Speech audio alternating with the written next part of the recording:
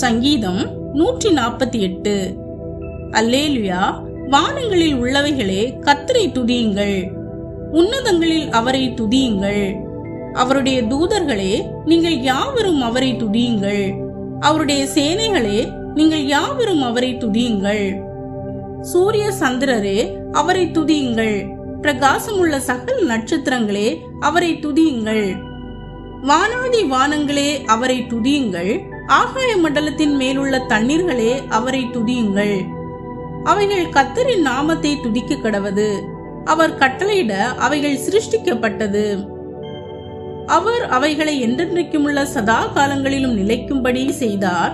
மாறாத பிரமாணத்தை அவைகளுக்கு நியமித்தார்.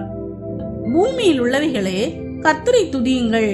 மகா மச்சங்களே, சகல ஆழங்களே, அக்கினியே, கல்மலையே, உறைந்த மலையே, மூடு பனியே, அவர் சொற்படி செய்யும் பெருங்காற்றே, மலைகளே, சகல மேடுகளே, கனிமரங்களே, சகல கேதுர்களே, காட்டு மிருகங்களே, சகல நாட்டு மிருகங்களே, ஊரும் பிராணிகளே, இரவுள்ள பறவைகளே, பூமியின் ராஜாக்களே, சகல ஜனங்களே, பிரபுக்களே, பூமியில் உள்ள சகல நியாயாதிபதிகளே, வாலிபரே, கன்னிகைகளே, முதிர் வயதுள்ளவர்களே, பிள்ளைகளே, கர்த்தரை துதியுங்கள்.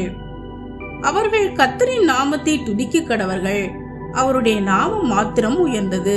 அவருடைய மகிமை பூமிக்கும் வானத்திற்கும் மேலானது. அவர் தம்முடைய பரிசுத்தவான்கள் யாவருக்கும், தம்மை சேர்ந்த ஜனமாகிய இஸ்ரவேல் புத்திரருக்கும் கொண்டாட்டமாக தம்முடைய ஜனத்திற்கு ஒரு கொம்பை உயர்த்தினார். அல்லேலுயா.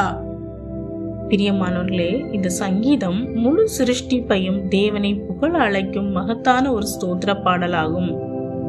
வானங்களிலிருந்து பூமி வரை உள்ள அனைத்தும் தேவதூதர்கள், சூரியன், சந்திரன், நட்சத்திரங்கள், மலைகள், மரங்கள், மிருகங்கள், ராஜாக்கள், ஜனங்கள் என அனைவரும் கர்த்தரை ஸ்தோத்தரிக்க வேண்டும் என்று இந்த சங்கீதம் அழைக்கிறது. தேவன் ஒரே வார்த்தையால் எல்லாவற்றையும் உருவாக்கி அவற்றை நிலைத்திருக்க கட்டளையிட்டார். மனிதன் மட்டுமல்ல, இயற்கையின் ஒவ்வொரு பகுதியும் அவருடைய மகிமையை வெளிப்படுத்துகிறது. நாம் தேவனுடைய படைப்பின் ஒரு பகுதியாக இருக்கிறோம். ஆகவே நாம் அவரை புகழ வேண்டியது நமது கடமை. ஒரு சிறுவன் அதிகாலை நேரத்தில் வெளியே நடந்து கொண்டிருந்தான். சூரியன் உதித்துக் கொண்டிருந்தது. பறவைகள் குரல் கொடுத்தன. காற்று மெதுவாக வீசியது. அந்த சிறுவன், இவையெல்லாம் ஏன் இப்படி சத்தமிடுகின்றன என்று தன் தந்தையிடம் கேட்டான்.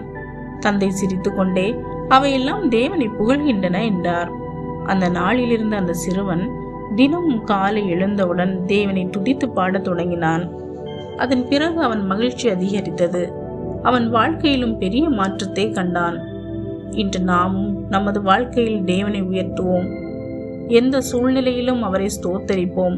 இன்றிலிருந்து உங்கள் வாழ்க்கையும் தேவனை மகிமைப்படுத்தும் ஒரு சாட்சியாக இருக்கட்டும். ஆமேன்.